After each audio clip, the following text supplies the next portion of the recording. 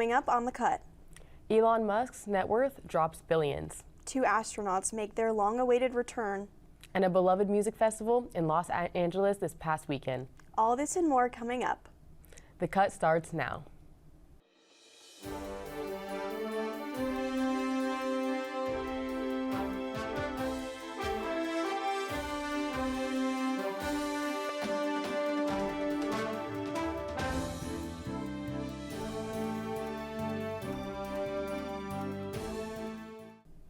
Hello and welcome to The Cut Network. I'm Abby Jurek. And I'm Aaliyah Steinley. Since Trump's recent election, the U.S.-Mexico border has become almost unrecognizable.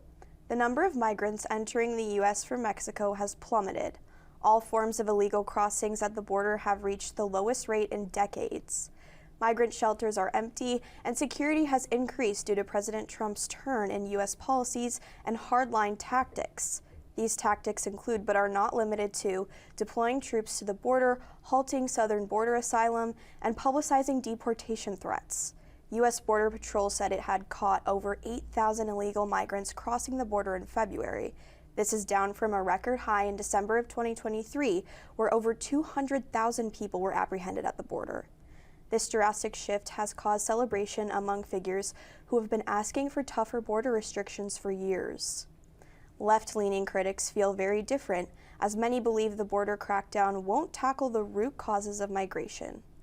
Mr. Trump plans to enforce the Alien Enemies Act of 1798 in order to speed up illegal immigrant deportations. This American law gives little to no due process to the targeted party. The International Rescue Committee's January survey found that 44% of migrants who had initially intended to move to the United States have now planned to stay in Mexico. In education news, cuts to the staffing at the U.S. Department of Education are raising concerns for families of children with disabilities.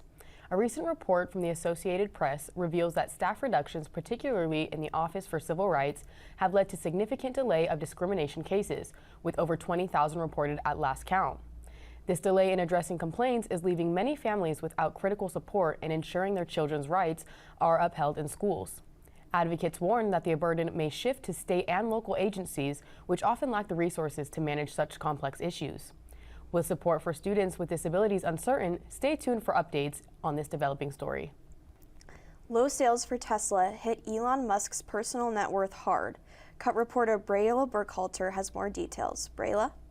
Elon Musk loses billions of dollars in one day just after shares of Tesla dropped. This is one of the biggest personal losses ever in a single day. Owner of Tesla and billionaire Elon Musk lost $29 billion last Monday, March 10th, when the stock prices plummeted by 15%. According to the Bloomberg Billionaires Index, Musk had a net worth of $330 billion the Sunday before, and on Monday evening it had dropped to $301 billion. His net worth had recently peaked in December 2024, reaching $486 billion. This multi-billion-dollar difference is due to the decline in Tesla sales. After Musk started working for the Trump administration, he says running his companies, Tesla, SpaceX, and X has been, quote, with great difficulty, end quote. Even with this setback, Musk still remains the richest man on earth, about $100 billion ahead of Amazon founder Jeff Bezos. Amidst the U.S. stock market's low numbers and Trump's tariff moves triggering low sales for Tesla, Musk expresses optimism for the company. He says, quote, it will be fine in the long term, end quote. This setback is just a bump in the road for Musk as he plans for the next Starship's launch in about 4 to 6 weeks. For The Cut Network, I'm Brayla Burkhalter.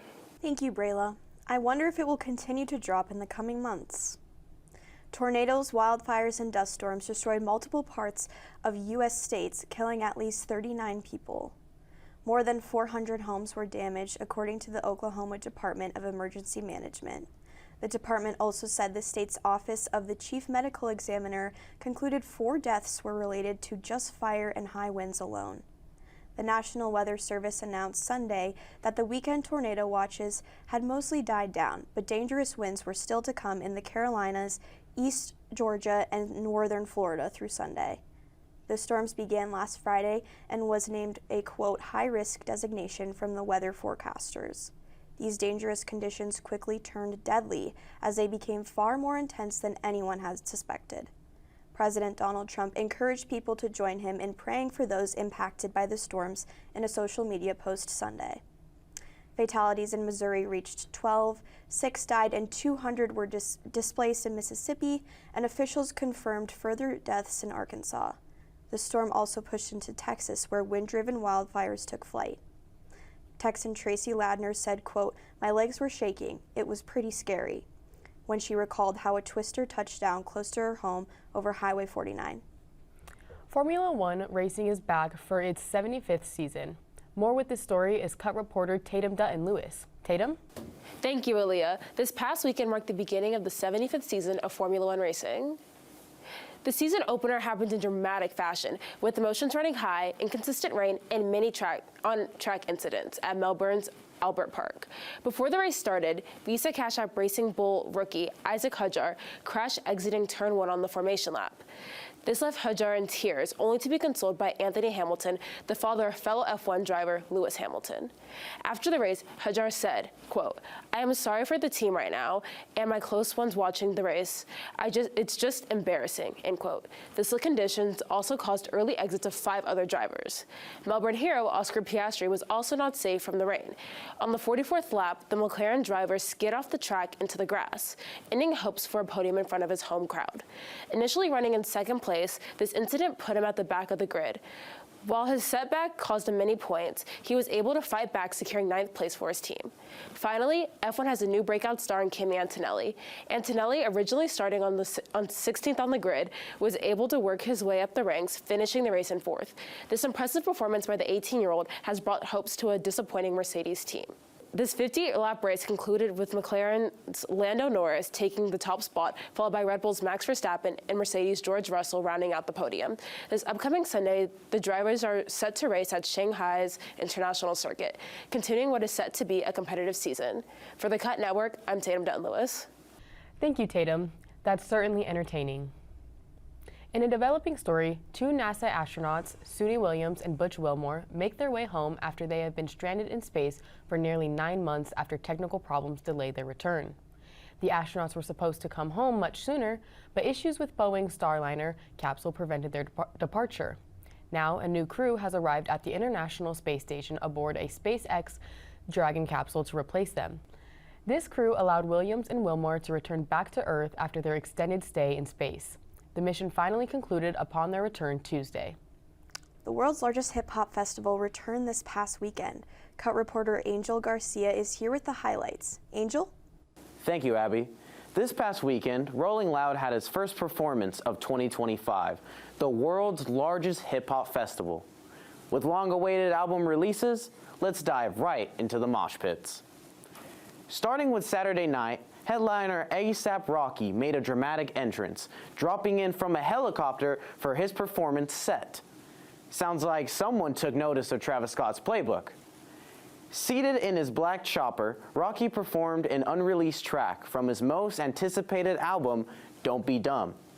Rocky's high energy certainly left fans wanting more, performing songs such as A$AP Forever, Riot, and Taylor Swift. It can't be a Rolling Loud festival without some surprise guest. Rocky invited British rapper Skepta on stage for a live duet of 2018's hit, Praise the Lord. He closed his performance with Lord Pretty Flaco Jody 2.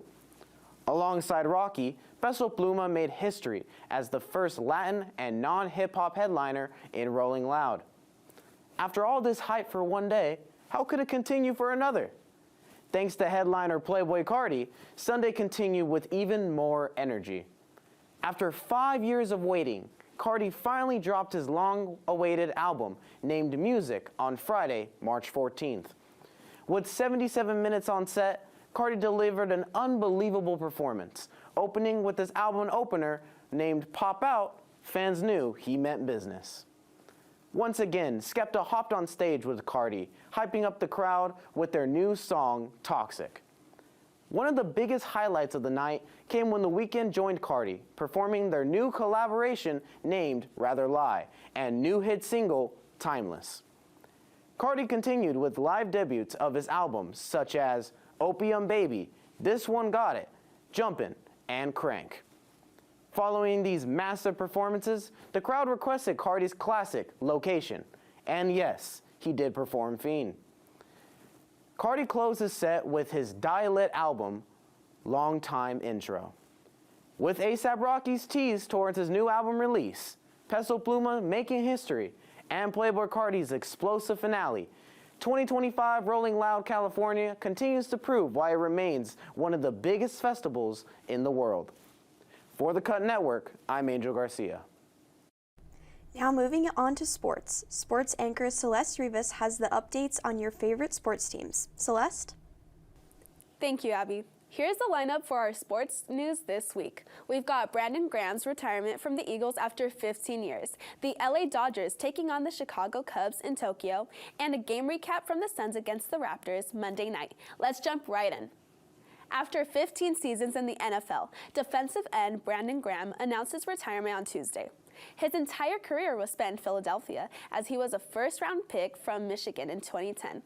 One of the turning points in his career takes us back to Super Bowl 52, when his strip sack of Tom Brady helped bring the Eagles its first Lombardi trophy.